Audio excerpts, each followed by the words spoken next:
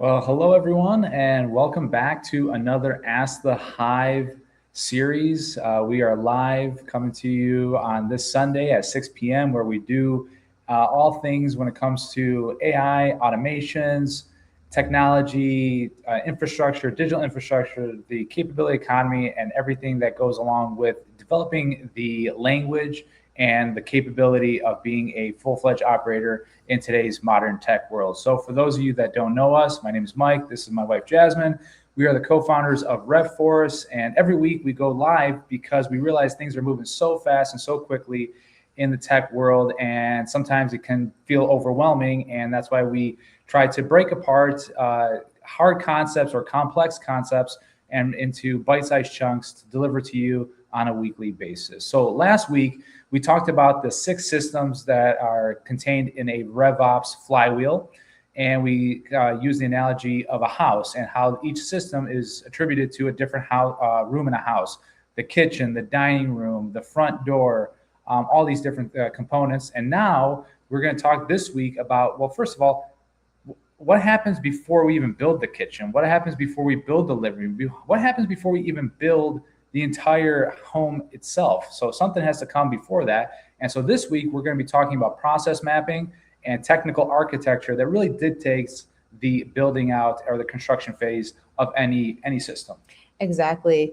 And so this is actually usually one of my favorite areas because I love to work on projects, but I don't love to work on things over and over and over again. And so having those like clear instructions up front, what somebody really wants versus what they actually need, which is another thing that, comes into this entire equation, is that the people who are usually asking you to build something don't always understand the process that goes into building it. So they don't really know what it's going to take to build it. Mm-hmm. So being able to have the ability to have a physical, visual process map and then the technical architecture allows you to get in alignment with one another to make sure that we are building what we both expect to build. Nobody likes to do work and then have everything ripped out. And if you've ever been in any kind of design world in any way, you understand that someone's vision of what they think they thought this would look like and what it actually looks like when it's completed is a totally different thing. So that's kind of part of the reason why we do these process maps, and also why we talk a lot about in this digital world, it's about making the invisible visible. Mm-hmm. For so many years, business was visible. Like you could see your coworkers, you could see the work being done, you could see the physical files being added to the file cabinet, you could see the customers coming through the door, you could see the cash payments happening at the register. But a lot of that's being done online today. And so if there is no physical map, if there is no visual document that actually shows us how things are connected, it can get really hard to hold all of that in your head. And so that is what today's jumping off point is about. So let's go ahead and take a peek at our document here. So obviously everything starts with a floor plan or a blueprint. We mentioned last week that you really can't build anything of sustained value without it, right? Mm-hmm. So the 6 systems we mentioned are the rooms. The process map we're going to be talking about is the floor plan, and the technical architecture is the blueprint itself. And we're going to go through this step by step to really showcase that each one of these systems can in of itself have its own blueprint, but then there's the overarching technical architecture that we need to know. And not only as system builders ourselves, but also to have clear communication and clear expectations for the clients that you're working with. A lot of people in the enterprise world, they do this already. There are dedicated roles and jobs that are software architects that they do, or a team of architects that make sure that before they build anything, what is the existing infrastructure look like, because there are downstream effects and we need to know that in advance. Exactly. I mean, think about just like anybody when they're designing their house, right? If somebody loves to cook, there's going to be a special attention to making sure that they have a big kitchen with a lot of room and maybe an island to do some working around. But maybe if they don't, they might just want to have like a tiny kitchen. They're like, hey, I would much rather have a big living room. We tend to have a lot of people over, or I'm really more focused on the backyard. So understanding the purpose of the building is going to lay a lot of the groundwork for the design itself. And it's no different when we start talking about business processes. If we don't know what the intended purpose of a process is, it's hard for us to understand, well, what system should we use and what would be overkill and what would be so complex that your team won't even use it because it's more difficult to do the automated route than it is to do the manual route. Yeah. So that's really the big piece of, why we do process mapping. And process maps, like, from a very simplistic and basic standpoint, it really just shows how people, information, decisions, and work is moving through a business, right? We talk about that could either be physical or it could be digital, oftentimes invisible, but the two have to be, at least at the bare minimum, documented, right? They need, because they're interwoven into making the overall operation flow. So a couple of questions you need to think about when you're doing process mapping is where does the potential customer enter the business? What happens after they complete a form? Who is responsible for the follow process? What determines whether they are qualified or not? This is coming from, is this a prospect or a suspect, right? How do they become a customer of yours? What happens after they purchase? How does the work move from the sales to the onboarding delivery? These are the 6 systems we mentioned last week. Where are the approvals, decisions, delays, handoffs? And then again, who is responsible for that? Is that a person inside your business, or have you an AI agent that you've programmed to handle these roles and responsibilities? Yeah, and it's really important because if we don't, like I said, we don't map out that flow, you can end up having a very disconfigured, layout. And everybody's been in a house probably in their life where they kind of were like, who made that design choice? Because there's a partition where maybe there shouldn't be one, or maybe there are different things. Actually, I think I seen a really funny Facebook post not too long ago where it was like, you couldn't close the door in the bathroom, like if you were sitting on the toilet. Like these kinds of things matter, like how the door opens or how it closes. The small details that get overlooked if you're trying to build without a plan actually can lead to some pretty funny mishaps. So go search that out. There's, I'm sure, some memes on the internet one of my somewhere. favorite is actually when the guy is going through like grandma's house, or this is actually a licensed proper electrician is going through some of this woman's house, and say, well, when did your grandson do this? Like, when did he do it? Oh, fairly recent. Like, oh, when did his house burn down? He's like, well, how do you know his house burned down? It's like, well, obviously, if you look at the wiring job he put together, it's obvious it was just hodgepodge with no rhyme or reason. He was definitely not working from a blueprint or any type of technical schematic whatsoever. So yeah, obviously that's worst case scenario. You don't want your house to burn down, but at the same time, you don't want your business to crash and burn either. And this is a really good risk mitigation strategy to have a process map from the get-go. Exactly. And then process map, like Mike's been saying for a few minutes here, is that it is really just a floor plan. It's helping to understand how that flow of the customer journey should happen through the business. Because if we don't understand exactly how the flow is going to happen, then you don't know how to route where the plumbing should be going and where the electricity should go and where the outlets make sense. You end up just kind of putting it wherever it's convenient. Later on, when you want to make more decisions, it can become a bigger problem. And we'll get to that in a moment. So the process map is how the people, information, decisions move through the business. But try imagining a house where you first decided where the room should go. You might install the kitchen on one side of the house and then later realize that the dining room is on the opposite side of the house. You might create a hallway that leads nowhere, place a bathroom too far from the plumbing, or discover that people who have walked through a bedroom have to reach the other part of the house. The rooms may exist, but the house would not function well at all. And like I said, we've all been there where decisions were made before we actually had a plan.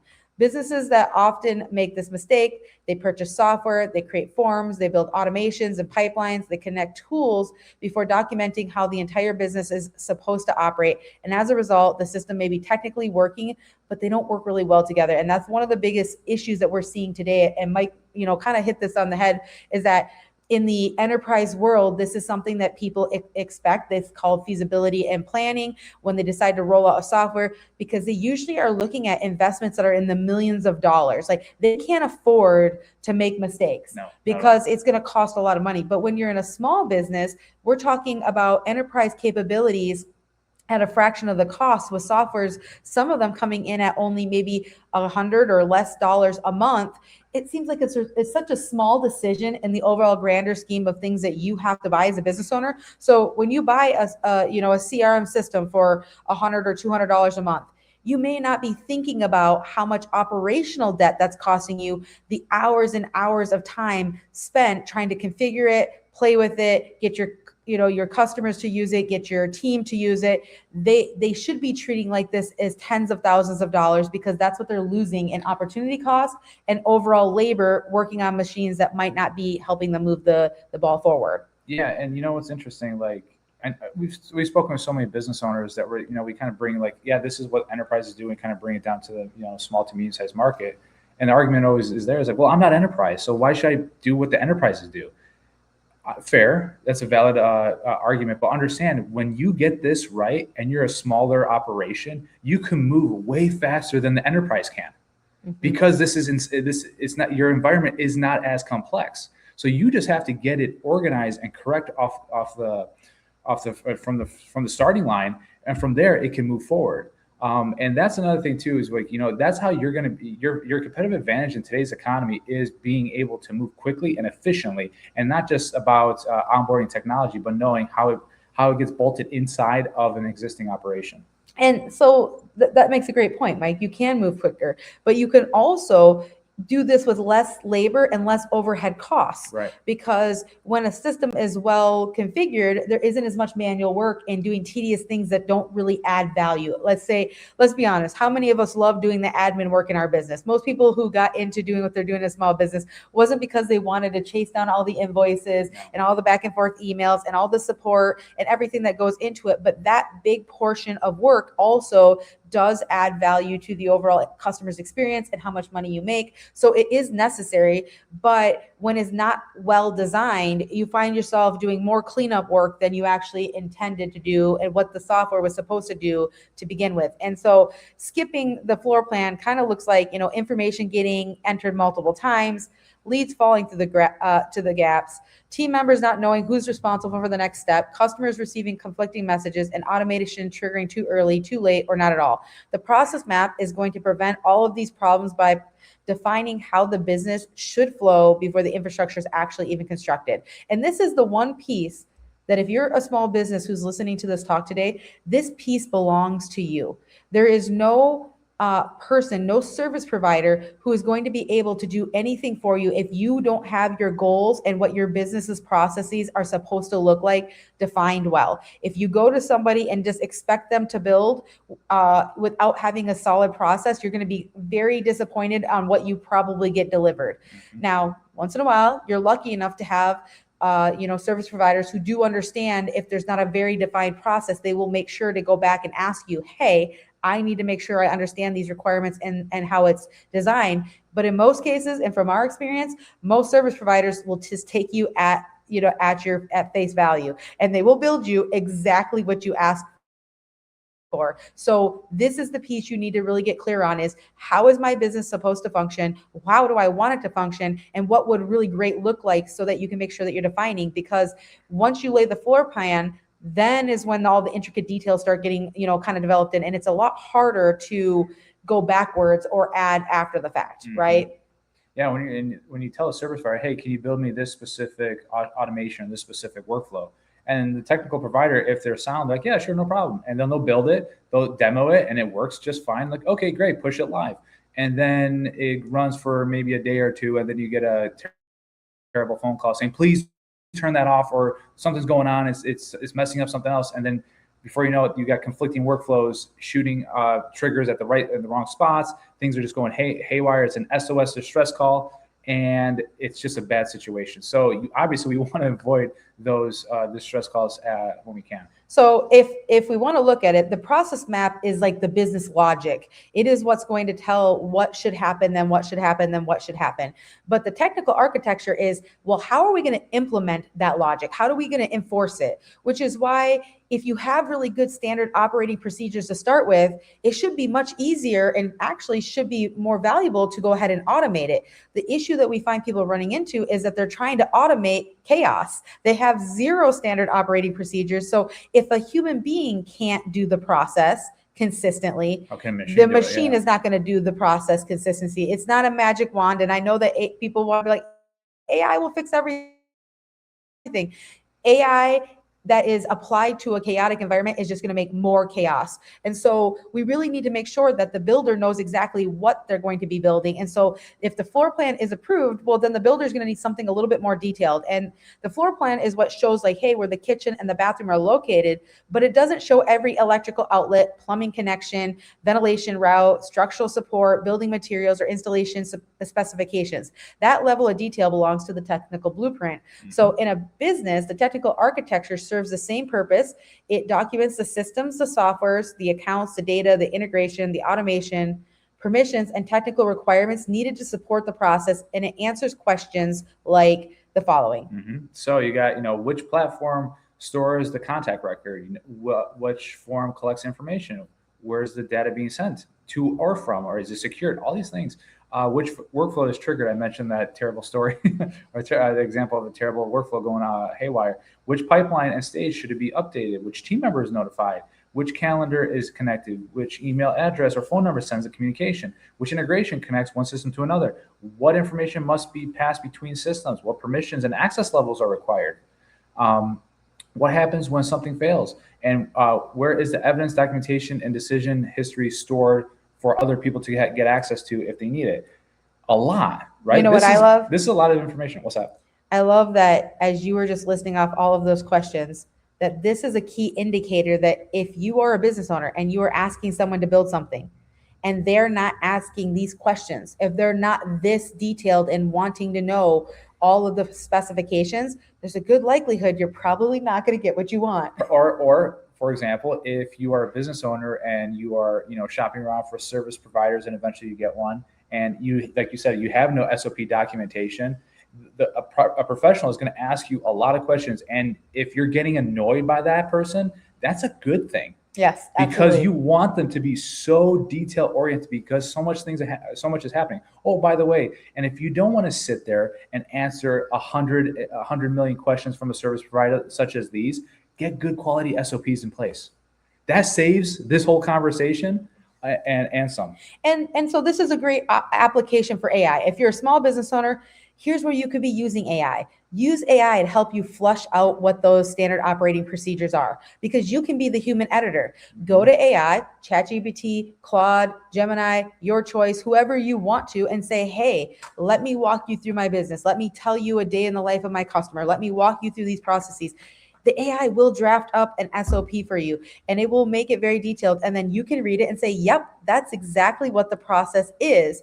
And even one better, say, hey, this is what I would love the process to be. And then you can explain that. And then when you hand that off to a builder, now they actually have like, this is what the current state is. This is what I want the future state to be. And there isn't any kind of misconfiguration where you're telling me what the future state would be, but not how it actually is. And so I'm building with the expectation that some of the things are already in place and they're not. Well, they can bridge the gap, right? The professional that's going in and doing the technical fulfillment work can bridge that gap and also sees how feasible where you're at to where you want to go actually is. Some people have, grandiose ideas of where they want their business to be. Awesome. You know what? I'm all for it, dreaming big and living large and making sure and having huge aspirations. That being said, there is a feasibility factor attached to it. Exactly. So basically the two documents, simply stated, is the process map tells us what should happen, and the technical architecture is going to tell us how the technology will make it happen. So those exact specifications around things like your CRM, your team's permissions, your connected calendars, your form fields, data destinations, and the triggering workflows are all super important in order for us to ensure that that thing does get executed, right? So just as a final little recap, you got the floor plan versus the blueprint. Basically, your process map is main focus is what should happen, and the technical architecture then is how will that technology make it happen. The scope is really the macro flow of the work, so this is really big picture stuff, and then the technical architecture is the nitty-gritty micro specifications of the system. And then the output should be your decisions, your handoffs, and your approvals, and the technical architecture is more focused on the integrations, the data arrays, and the automation. I should mention here, like, this is kind of like how you and I kind of split our roles and responsibilities a little bit. You're more on the process mapping side, and I'm more on the technical architecture side, like really nitty-gritty details. But a good service provider does both. Yes. They know, okay, big picture. And there's certain personality types that all they are is the big picture process mapper, right? That's where they live. And then on the other side of the coin is the person that's just super nitty gritty in the details, in the weeds, and they sometimes need help from the person that's doing the process. Hey man, zoom out just a little bit so you can see how all this works together. I know you're super specific on what you're trying to accomplish, but we have to really showcase how it all works across the board holistically. So without a process map, we might build the wrong experiences. Without the technical architecture, the different builders may interpret the process differently and construct incompatible pieces. Both documents are necessary. And, in our experience, we've seen both sides. Yep. We've seen, business owners who were very good at being able to understand their processes and know what they want, but weren't able to translate that or communicate that to the technical builder. And we've seen it the other way around too, where we found very technically savvy people who understood the technology in every way, but don't really understand what the defined goals of the business are and don't really know what they want. So when those two sides don't talk together, you end up with, dysfunction on both sides. Mm-hmm. So the theory versus the construction is, in theory, the process would be hey, I want you to build this thing, and boom, we start building it. But in, actuality, it's probably architecture. We need to know a lot of details, and this can be a frustrating part of, I think, what we deal with on a daily basis, especially in the world where so much of our software is very drag and drop builder. Things can be built very quickly. You have the vibe coding, kind of culture now, where in a few moments you can prototype. And I think that that's another really good point to bring up right now, is that there's a very big difference between being a startup business who's experimenting and trying to figure out what works and trying to figure out the flow, and someone who's trying to stabilize their operations and actually mature it, right? Yeah, there's a difference between rapid prototyping and then having a product pushed to production for commercial use, and depending on how big that distribution is as well. Nothing against rapid prototyping. Awesome. If you can spin something up quickly and it works, and then cool. In my opinion, that's a lot of fun to do when you're doing something for yourself. But like if you're doing for business, and it's like, well, you have to just err on the side of caution that, yes, speed is power in today's economics, but also structure and security before speed is important as well. Well, I think that rapid prototyping and these kinds of experiments have a place, and their place is in research and development and helping you to define that process map and the technical architecture, right? Like they're there to help us figure out like the feasibility of what is possible. But once you have that, you kind of need to harden that into an actual real physical plan, especially if you're going to roll it out at scale. And that's, I think, one of the biggest things that we laugh about a lot. We get a lot of people in, the SaaS world who are, white labeling SaaS, and they come in and they have an idea and they don't even have any thought out processes. They just built their offer last week and they're like, we want to franchise this. And I'm like, well, maybe we should first make sure that we actually even have a plan that will work and is worth franchising before we run off on that road. Let's have a working model first, along with all the proper, fixings. And then, the master copy has to be worth duplicating. You don't want something that is not, you can duplicate, but if you don't want chaos or disruption or frustration. So, the digital infrastructure must be designed before it's built. I think that's one of the biggest, things that we've been talking about a lot lately, especially I would say in the last 5 years. But honestly, this was happening before AI really kind of, stepped in, is that ever since there's been mass produced, I would say, software solutions that are really starting to become fully integrated and people are starting to get end-to-end experiences, we have started to shift from being a physical first business environment to a digital first environment.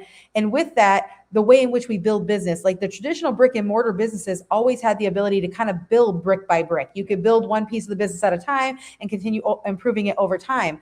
But now that we're kind of in this software, like almost everybody is a software business who provides physical or digital services. Now you must design your entire infrastructure in your business the way software is developed, which is by having these plans and the architecture and everything that goes into it, because you're engineering an entire system, not a standalone feature. So it's really hard to do that in silo and in isolation. And it always requires people to eventually rip back to the studs if they don't have it right. And demo is expensive. Exactly. If you ever looked at, sometimes there's buildings in your towns that sometimes, believe it or not, it's cheaper to demo the existing edifice and build from scratch than it is to remodel an existing structure.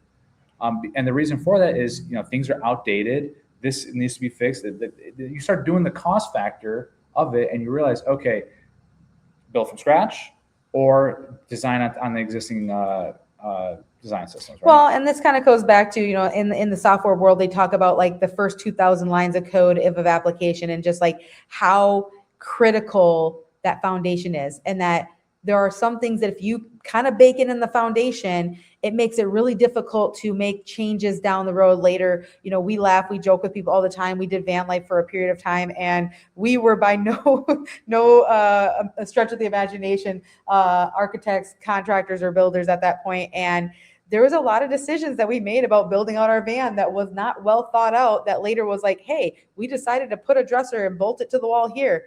Well, I guess our bed can only fit here. So now our bed is here. And now that our bed's here, I guess our kitchen can only be here. So and that's dealing with limited space, right? Exactly. So here we have unlimited space, which could be even more, daunting, because you're like, oh, it's just an infinite canvas and I can build, until the end of time. I think that's where some of that, understanding how building works is that even in the digital world though, like data is really hard to clean at scale when you have a lot of it. Mm-hmm. Like when you only have to store away a handful of files, it's not a big deal. But when you have thousands of files that are not named, tens of thousands, and you don't know what they are, you have to go through and individually look at every single one of them. That can be a big pain in the butt. So understanding some of these concepts, that they're foundational, and that it may seem like you're going to be able to go fast if you could just get out there and do it, but actually planning is going fast. Mm-hmm. So that's really kind of the principle we're trying to get to here. Planning, designing, and organizing, it'll never not serve you. Yeah. I just put it that way, right? Like if you plan and you organize, that can only work to your benefit. How can it not work, I guess is the question. And when we look in the physical world, right? Like a contractor would not begin pouring concrete, installing wiring, or ordering materials before they understood what they were actually building. Yet businesses frequently do this by purchasing software and creating automation, and without even completing the process or the technical architecture. This is the digital equivalent of beginning construction without approved plans. And it may feel faster in the beginning, but it often increases expensive problems later. Yep. And it usually costs you the problems when you least need it, when you have the most amount of customers and so many people who are looking at your business, and now you're looking at your reputation, everything else that's connected to it, when you can't maintain an automation that's going into chaos. Yeah, there's no such thing as, hey, if I just do this one action over here, nothing else is going to get affected by it. Exactly. That's impossible. It's a ripple effect. And oftentimes, these are some of the reasons why, if you don't plan, this might happen to you. The wrong platform or software is selected for whatever reason. Important information is never collected. Data is stored in the wrong place. Two systems were configured to perform the same function. So there's a ton of overlap. And so now you're paying for two softwares that are doing essentially the same thing. Automations were built around outdated processes. Team permissions were not considered. That's another big one, especially when it comes to like who has access and why do they have access. Customer journey change after the infrastructure was created. So, maybe you went for a different customer base. So that's a whole nother different aspect of how you onboard them versus what your previous customers were. Naming and documentation standards were never established. This one is big. This one is huge. I can't tell you how many times I've gone into a high-level sub-account or agency account, and there is no naming convention whatsoever. There's folders within folders within folders and a slew of automations, and most of them are named relatively the same thing. Or our snapshot collectors. People go on a snapshot shopping spree. They just buy a bunch of snapshots. They push it into an account.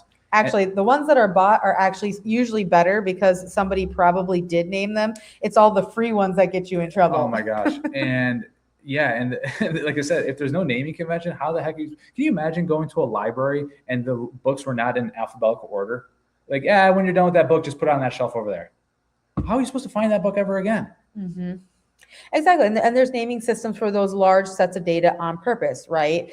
And it's funny because we have had clients before. We actually had a situation in which somebody had reached out and they just wanted a very simple, workflow built. They didn't want to have to figure out how to do it on their own. And they contracted us and they thought, hey, It's an isolated situation. I just need these 2 workflows and that's it.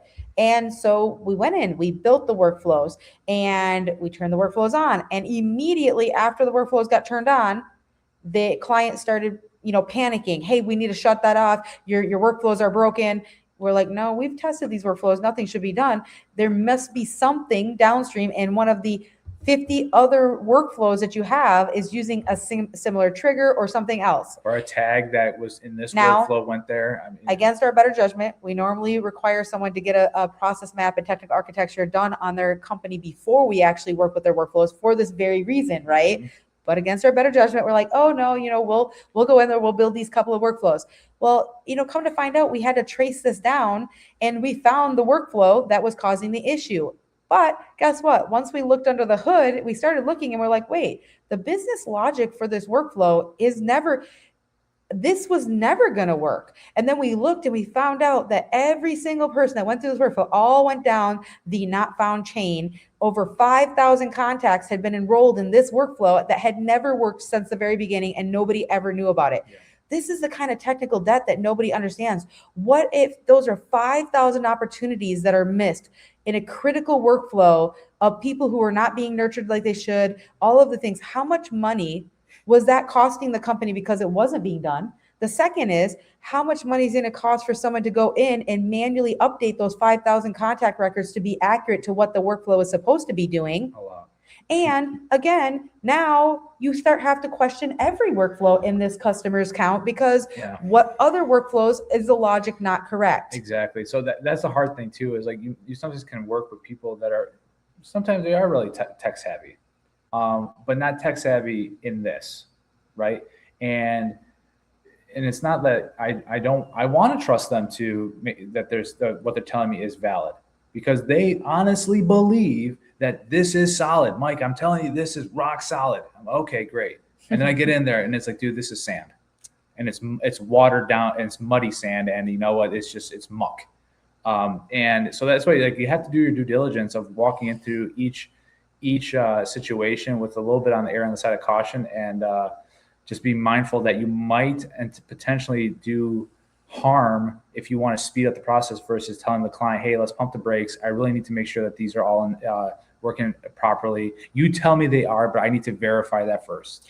And, you already hit on this earlier, but this is the thing, right? These mistakes create digital demolition and reconstruction. The business may have to replace softwares. They might have to migrate their data, rebuild workflows, retain the team, rewrite the communications, and temporarily disrupt their operations. Just moving a wall is more expensive after the plumbing and electrical is already installed. Changing business processes become more expensive after dozens of assets and automation depend upon it. Skipping the plan does not save time. It guarantees that you probably are going to have to rebuild in the future. And in our world, this is called operational or technical debt. It's scary because it's invisible, and you're probably gonna not know how important it was to your business until the day that the records go down, or the assets that you depend on every day are not working, or the teammate who secretly set up a business process for you 3 years ago because it made their life easier and you've been running on it and had no idea, and then they leave, and then your entire operations comes crumbling down because no one understood who had permissions. Like, these are all very common things that happen. And that's part of the reason why we're doing these kinds of Ask the Hive, sessions, and part of the reason why we built our Hive Intelligence Network, that we are, making it so that people can indeed start to understand the foundations of which their business systems are built on, and kind of bring it into a little bit more of the layman's terms too, so that you can take these complex ideas. Because I think the reason why most people are not really, paying attention to this isn't because it's not important. It isn't because they wouldn't if they understood how critical it is. It's because a lot of these concepts are abstract to learn or understand if it's not your day-to-day role. Mm-hmm. And so trying to bring some of these things in so that your brain can actually make the connection between, oh, this asset is like the foundation of this, and oh, now I know why this is important. Now I understand why I need to do this, is really the point of why we're doing these calls and why we're actually building this entire intelligence network, so that people can, learn more easily. Yeah. And I like to think about, think of technical debt no different than, consumer debt. If you're just out there, swiping a credit card on everything, yeah, I can afford the payment here. Yeah, I can afford the payment there. And before you know it, and then you miss a payment on that card, right? And it bounces your account. And then before you know it, it's a downstream effects of, that card doesn't get paid, that card doesn't, that bounces, that this checking account, you have to pull money from this saving account, right? Do you see how sticky and crazy you can get real fast? The same thing happens when you start just building and accumulating technical debt, because it does compound. Mm-hmm. Most people don't realize it, and they don't realize it, like you said, Jasmine, until maybe a key team member of that organization leaves, or something else detrimental happens inside of the operation. That's right. So the cause of skipping the plan is that good planning reduces your total build time. It prevents the team from repeatedly building the wrong things. And a good planning will also make sure that if you plan first, the compound will, happen, and it won't be collapsed in rework. And that's, for us, I think the hardest part, in the right direction. Exactly, is that, of course we know just as much as everybody else that, like, when somebody wants something built, it's like, I need to fix this today. The last thing they want to do is you'd be like, well, wait, before we can do that, we have to go do all this other stuff. But it's because we truly are trying to get to the root of the problem, because we understand how much money you will spend over time by just bandaging this instead of actually fixing it the way it needs to be fixed. And also having that candid conversation, like, yeah, I understand that you got to fix that, like that, we're gonna fit the root cause, but let's just fix the symptoms right now. Like, we're hemorrhaging, we got to stop the bleeding. It's like, okay, but understand there's way more to this than just what we're about to do right now. And it's on you as the decision maker, or the business owner, to understand that you're still at risk here. There is still risk that you have not accounted for. You're aware of it, but you have not accounted for it because you haven't made a priority to actually fix it. And it's really about the fact that many businesses are, they think planning slows down their implementation. Yeah. But in reality, good planning reduces the time that it takes to build something, because it prevents the team from repeatedly building the wrong things. Mm-hmm. Without a process map, the team is going to debate about the business's current work while they are also already attempting to automate it. Without technical architecture, builders are going to isolate decisions based on individual tasks that are right in front of them, rather than the needs of the entire system. And every decision may appear reasonable by itself, but the pieces may not work together once assembled. And that's probably the biggest issue of how we get to where we're at, is that it's not like anybody wakes up one day and starts, automating everything. It's they started with one little thing, and then they started building something else, and then they started building something else, and they built something else, until eventually they've got a hodgepodge of things that are all built that don't work together. And that's the moment when they realize, like, oh, I need to scale. But now the very structure is an upside down pyramid, and it is literally top heavy and can't be actually automated very easily, right? Mm-hmm. So the sequence actually does matter. You first have to figure out what is the intended use, understand the outcomes, the customers, and the offer.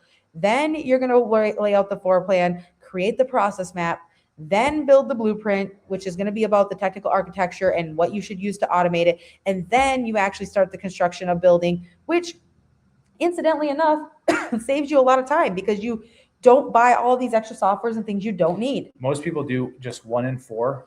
They do, I need to do this, and then they go to the construction phase, and then they just loop back to 1. They skip the meat of the sandwich, so to speak, which you realize that's where the nutrients is. That's where the protein's at, right? So, that's where the sustenance is at. So this is a very simple formula to follow once you just make it a discipline. Exactly. So essentially, when you really look at it, I'm kind of getting down to the bottom of this, is that, we have our operator, diagnostic tools. Like, most businesses are, and clients are rarely going to say, hey, we skipped the process map. They're not going to say that. You're going to find this out when they say, hey, we have all these tools, but nothing is talking together. Or every time we fix one thing, it just feels like something else breaks. Or only one person knows how all of this works, which is a big common one. Yeah. Or we're not sure what happened, but after someone fills out a form, or we keep entering the same information into 3 different places, and that's frustrating, right? And with that, then if you're a service provider, well, then you need to have some clarifying questions around this, which is, are there documented processes, or is there a living process map only living in people's heads? Does technical architecture exist that names the platforms, the data, the owners for each step? This one is huge for me. I've had so many people where I've asked them, what technology are you using? And they'll be like, oh, I'm only using this and this. They'll give you maybe 3 or 4 things that they probably use on a daily basis. I would say those are their core softwares.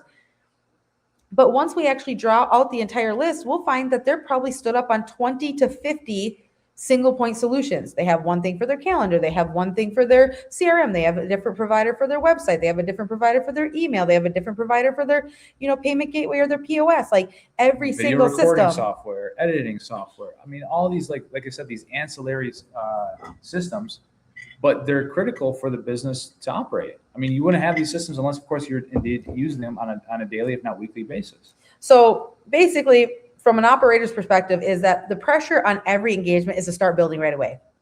There is clients that, and they want to see their assets, and that is never going to change. Especially if they paid you in advance, right? Like, all right, well, what have you been building for me? Well, I want to see what you got. Right? They want to see automations and dashboards fast. The discipline that separates an operator from a tool installer is refusing to pour concrete before the plans are approved. It is a discipline that if you're a service provider, you owe it to yourself and to your clients to slow the process down and make sure that you truly do understand what it is expected of you to build. And you're also helping to protect your client, because then you don't build things that were not intended to be built. You do not need a 100-page document. You need a simple process map the client agrees to, that is accurate, and the technical architecture that names, every step, the platforms, the data, the owners, and the failure paths. That is what's going to let a second operator come in and pick up without having to reverse engineer every assumption that someone else might have created. The map and the blueprint are not overhead. They're actually what makes the system manageable by someone other than the person who built it. Correct. That's the other thing too, is you can't always guarantee that if you hire someone to be a contractor to come in and build a system for you, that person is still going to be available to you in a year, 2 years, or 5 years down the road. And the last thing that you want to have is have orphaned processes and technical architecture on legacy systems that your business depends on, and nobody knows how it works or why it was done the way it was done. Yeah, that's a common conversation, because if you go into an environment and you start asking some questions of like, hey, well, why was it built this way? It's like, well, I don't know. The last guy built it this way. Did he leave anything for you? Well, no, he just said that this and it works. But again, what are you supposed to do? What is that? It's like the age-old, that's the age-old saying, when it was like the husband and wife are sitting at the dinner table and the ham gets put on the, table for the holidays, and the husband's like, why are the ends cut off the ham? Mm-hmm. The wife goes, I don't know. That's how my mom's always cooked it. Right. And so then they go and ask mom, hey, why did you cut the ends off the ham? And she goes, I don't know, because that's how my mom always cooked it. So eventually they get to grandma and they say, Grandma, why do we cut the ends off the ham? And then she goes, oh, well, when I was cooking it, I used to have to fit it in this one pan, and the ham was always too big. So I always had to cut the ends off to stick it in there. Yeah. This is exactly what happens in software when nobody's documented their assumptions, is that we just do it this way. This is how how many people say that's how we've always done it? Exactly. Why? Exactly. Why? Because that process could be completely outdated. And maybe that's just the biggest headache that it's causing you. Exactly. So the central principle in all of this, as we're wrapping up today, is that digital infrastructure is still infrastructure nonetheless, and that digital infrastructure is got the same planning principles as physical infrastructure. So the Six Systems showed us that the major areas of a business must contain. The process map showed us how those areas are connected and how work moves through them. And the technical infrastructure is going to give us the specification required to construct that infrastructure and make the process possible. Together, they allow the business to move from an idea of how it should operate to a documented plan that can actually be built, tested, maintained, and improved. Yeah, so because digital infrastructure is still infrastructure that matters should never be built from memory.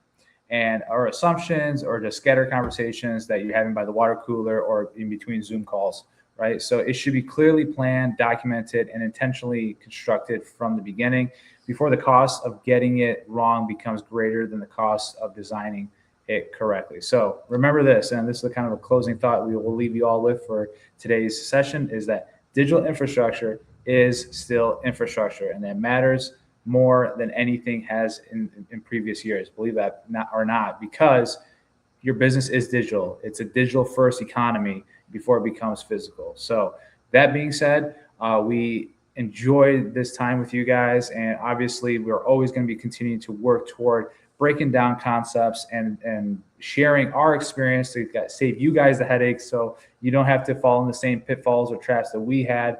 And we have the scar tissue to prove that. And we obviously want the best for not only for the business owners that are out there running their business every single day, but the service providers to provide the best level of professionalism when it comes to building out technical and digital systems. So we'll see you next week, and thanks for tuning in.